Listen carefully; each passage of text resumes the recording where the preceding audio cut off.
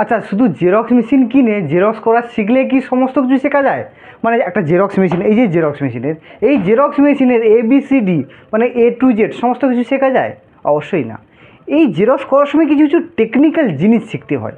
তো দেখো বন্ধুরা, আমি আজকে 7-8 বছর জেরক্স করছি, তাই এর বিভিন্ন জেরক্স করার যে বিভিন্ন টেকনিক আমি কিন্তু অনেকটা জেনে গেছি। যারা নতুন নতুন সেই টেকনিকটা জানে না, তাদের আজকে একটা টেকনিক শেখাবো। দেখো, বিশেষ করে আমরা যে জেরক্স করি না, অনেক সময় কালি বেশি হয়ে যায়। আমি একটা হাতে হাতে করে দেখাচ্ছি, দেখো কী করে আমাদের কালি সেভ করা যায়।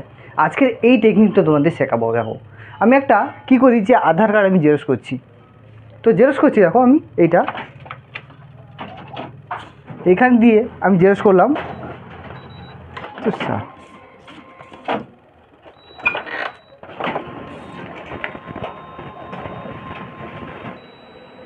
দেখো বন্ধুরা, এই যে আধার কার্ড জেরক্স করেছি, একটা আধার কার্ডে কতটুকু কালি গেছে দেখো, একটা ফ্রন্ট পেজ, একটা ব্যাক সাইড। তো এইখানে দেখো জাস্ট এইটুকুনি অংশ আমাদের কালি গেছে, আবার এইটুকু অংশ আমাদের কালি গেছে। কিন্তু এইবারে সমস্যা হয় যে এইটা একটা আধার কার্ড জেরক্স করলে আমাদের এইটুকুনি কালি খরচ হয়, কিন্তু একটা জিনিস আমাদের জেরক্স করি না। দেখো আমি একটা এই যে খাতা, এই খাতা ধরছি, আমার এই পেজটা আমাদের জেরক্স হবে। তো আমি কি করি, ধরছি, আমরা কি করি অনেক সময়, যারা বিশেষ করে নতুন তারা এটা করে, বিশেষ করে আমরা করি না। তো কী করি, যে এইভাবে রাখি, দিয়ে তারপরে যা যা সিস্টেম করতে হয় সব কিছু রেডি করে দিয়ে একটা জেরক্স মেরে দিলাম।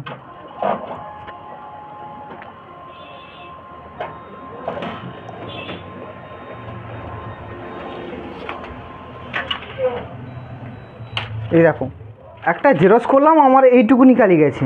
আর এই যে জেরক্স করলাম, যে এই দেখো কতটা কালি গেছে, দেখো একটা জেরক্স করতে গিয়ে। দেখো আমার বইটা, মানে যে আমার খাতাটা জেরক্স করলাম না, তার যে মাপটা এইখান থেকে এইখানে এতটুকু আমাদেরকে, এইবারে এই পেজটা আমাদের কালো হয়ে গেছে। এটা কিন্তু হওয়ার কথা ছিল না, কিন্তু হয়ে গেছে। কারণ জানো, আমার জেরক্স করার টেকনিকটা আমার ভুল হয়ে গেছে। এইবারে কি করতে হবে, যে এই টেকনিকটাকে ঠিক করার জন্য আমাদের কি করতে হবে, যে এই যে খাতা আছে না, এইখানে তোমরা কি করবে, এইখানে যে এটাকে এরকম ভাঁজ করবে, ভাঁজ করে এর পেছনে দিয়ে দেবে। আর এইটাকে ভাঁজ করবে, যে কোনো একটা দুটো কাগজ নেবে, দিয়ে এই পাশে দিয়ে দেবে।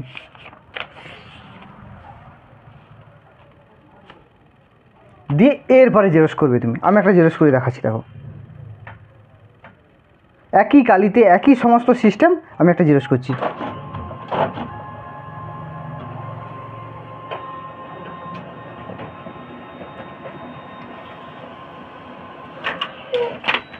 এইবারে দেখো, আমার এই যে একটা দেখো, এই দেখো আমার এইখানে এই যে আমার বইটা আছে না, খাতাটা আছে না, এই যে এই চারকোনা একটা খাতা, আর এইখানে আমি সেটা করেছি, এখানে একটা চারকোনা খাতা। তো এইবারে আমার দেখো এইখানে পরিষ্কার, মানে আমি যে পিছনে যে কাগজটা দিয়েছি না, এইটার জন্য আমার নিচে পরিষ্কার এসেছে, এবং এই সাইডে কাগজ যে দিয়েছিলাম না, তার জন্য এই সাইডে পরিষ্কার এসেছে। এইবারে আমার কথা আছে, দেখো আমি যখন টেকনিক্যাল যখন জিনিস শিখবো, তখন এইদিকে দুদিকে আমার কাগজ মানে দিতে হবে, কাগজ দিতে হবে। তাহলে কি হবে, যে আমার এই দিকের অংশে যে কালিটা ছিল সেটা বেঁচে যাবে, এবং এই দিকের যে অংশ যে কালিটা সেটাও বেঁচে যাবে, যেটা আমার এখানে চলে গেছে। তো এর জন্য তোমরা দুদিকে কাগজ দিয়ে এই টেকনিক্যালভাবে তোমরা জেরক্সটা করবে। আর এই যে দেখো, আমি এই যে বাড়তি অংশ যে আমার কালিটা গেছে, এই বাড়তি অংশে যদি কালিটা থাকতো আমার, এইরকম আমার 3খানা আমার ভোটার কার্ড বা আধার কার্ড জেরক্স হয়ে যেত। তাহলে কী হতো, যে আমার 3টে কাগজের কালি নষ্ট হয়ে গেল, আমি জাস্ট টেকনিকটা জানলাম না বলে। মানে যারা বিশেষ করে যারা নতুন দোকান করে না, তাদের এই সমস্যাটা আসে, তারা টেকনিক জানে না, পিছনে কোনো কাগজ দেয় না, সাইডে কোনো কাগজ দেয় না, তারা জেরক্স করে দেয়, তাহলে এইসব কালি বেরিয়ে আসে। অনেক সময়টা হয় এটা। এবার যদি টেকনিকটা জানা যায়, তাহলে এই কালিটা তো বেঁচে যাবেই। আর এই একই কালি দিয়ে আমার 3টে ভোটার কার্ড বা আধার কার্ড আমাদের জেরক্স করা হয়ে যাবে। এটাই হলো মেন টেকনিক, যে কালি বাঁচানোর জন্য।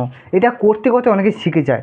কোনো খাতা করো বা করো, এইভাবে যেসব অংশ তোমার ফাঁকা আছে, এইসব অংশ একটা A4 কাগজে আমি জেরক্স করছি, এইখান থেকে আমার এটা A4 অংশ, এই অংশটাকে তুমি সাদা কাগজ দিয়ে একটু ঢেকে দেবে। আর এই দিকেও ঠিক দেখো, এইদিকে ঢেকে দেবে, দিয়ে একটা কোনো ভারী অংশ হচ্ছে, আমার এখানে কাঁচি আছে, আমি একটা কাঁচি দিয়ে দিলাম, বা অন্য কিছু দিয়ে এখানে দিয়ে দিলাম, দিয়ে এইভাবে চাপিয়ে আমি এবারে জেরক্স করছি। তাহলে আমাদের কী হবে, যে এখানে কালিটা বেঁচে যায়। এই রকমভাবে হচ্ছে আমার এইখানে একটু কম কালি দিলে হতো, মানে এখানে যে এতটা ডিপ হয়ে গেছে না, এটা না দিয়ে আর একটু কিছু কালি কমিয়ে দিলে হলো, সেখানেও আমার কিছুটা কালি বেঁচে যেত। এইভাবে বিভিন্ন ধরনের পদ্ধতি আছে। তোমরা কি করবে যে এই রকম জিনিস যেগুলো কালি সেভ করা যায়, তোমরা সমস্ত জিনিসটা ফলো করবে। ফলো করে দেখবে যে এইটা করলে আমার কালিটা বাঁচানো যায়, এইটা করলে আমার কালিটা আমার সেভ করা যায়। এই পদ্ধতিগুলো অ্যাপ্লাই করে তোমরা জেরক্স মেশিন চালাবে।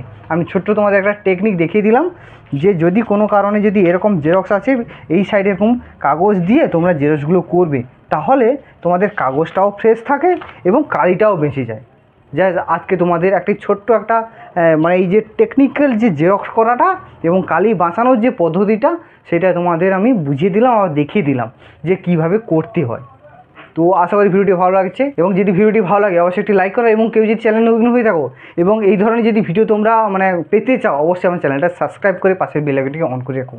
আমি তোমাদের জন্য খুব এই রকম ধরনের খুব টেকনিক্যাল মানে খুব ইন্টারেস্টিং ভিডিও আনবো। জেরক্স মেশিনের আরও অনেক ধরনের টেকনিক্যাল জিনিস আছে, যারা নতুন নতুন দোকান করে তারা জানে না, আমি তোমাদের সমস্ত এক এক করে বুঝিয়ে দেবো। তো আজকের এই পর্যন্ত ভিডিওটা, তো দেখা হচ্ছে পরের ভিডিওতে।